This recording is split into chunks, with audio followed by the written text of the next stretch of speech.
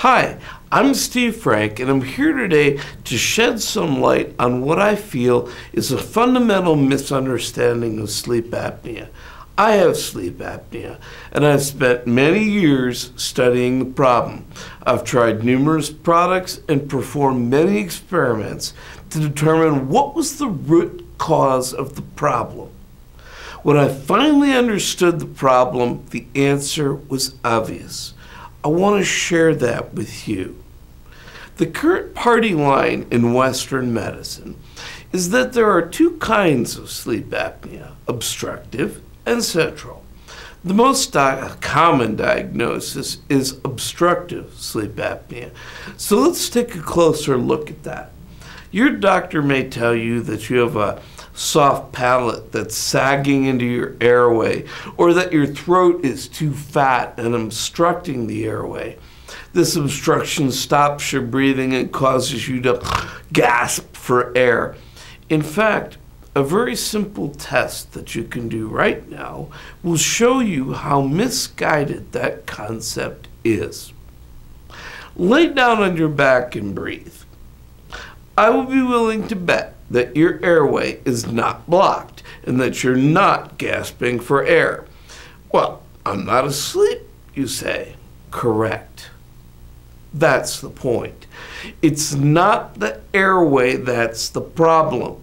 It's what's happening when you go to sleep that is the problem. Think about that for a moment. That's an important distinction. You see, when you drift off to sleep, your body must inhibit muscular movement, gross motor movement, in order to keep you from actually acting out your dreams. It does this by attenuating, reducing the signal that comes from your brain to your skeletal muscles. As we get older, this attenuation boundary gets a little blurry and some other signals get reduced unintentionally.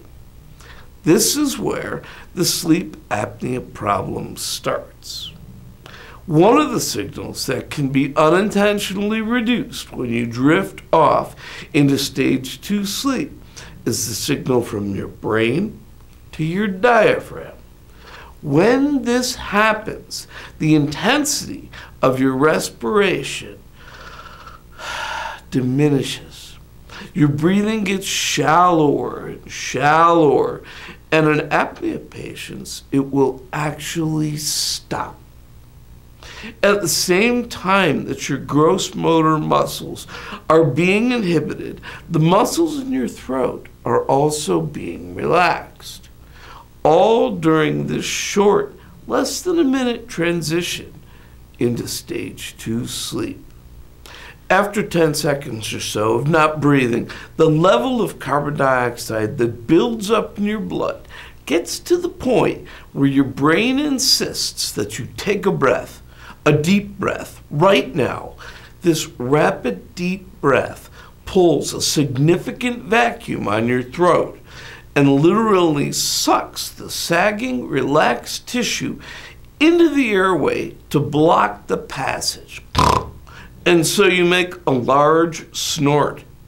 Your mind senses the obstruction and reacts by startling to wake you up. Your mind recognizes the inability to draw a breath as life-threatening and will begin to wake you up to take care of it. Then, the temporary obstruction yields and you complete your breath. At this point, though, you are no longer drifting into stage 2 sleep. The reduction in muscle tonus has been removed. Your brain is no longer attenuating the signals, and your breathing is fine for a while. It's fine until you begin to drift off deeper to sleep again.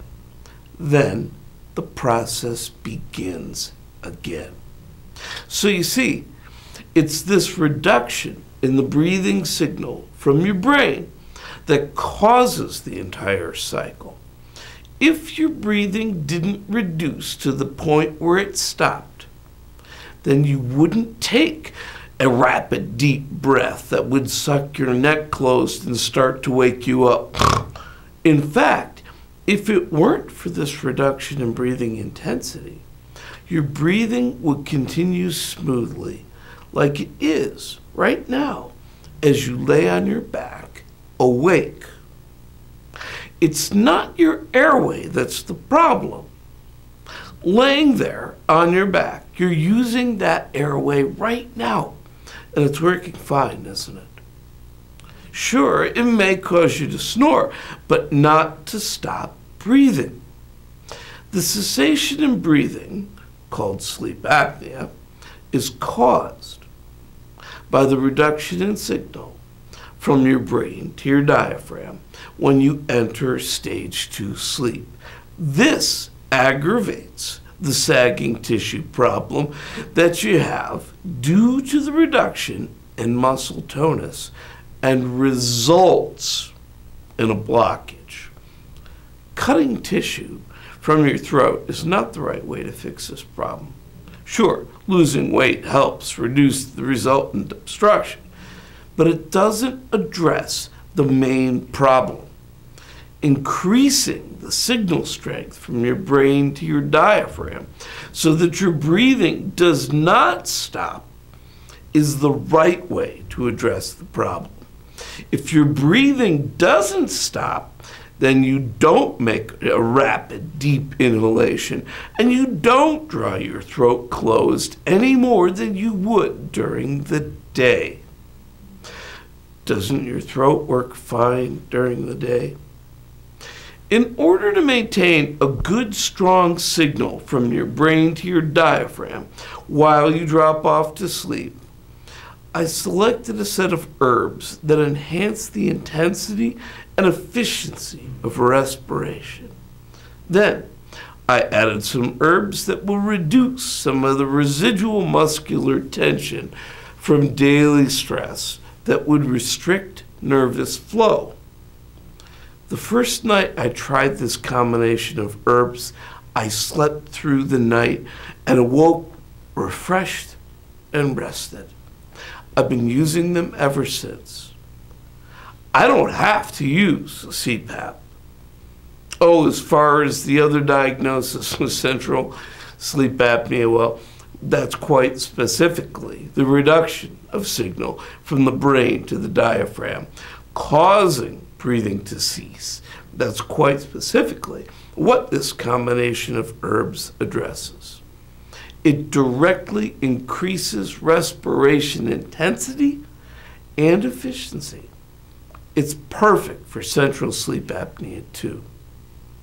Now, nothing works for everyone, and this may not work for you. Different people have very different susceptibilities to herbs. It has worked and continues to work for thousands of people like you. In fact, it works for most of the people who try it. Don't you want to try and find out if it solves your sleep apnea problem? Wouldn't you like to be apnea-free and not need to use a CPAP machine? If you suffer from sleep apnea or know someone who does, you owe it to yourself to try sleep apnea relief. For more information, visit my website at www.naturesrightremedies.com, just like it says below. Thanks for listening.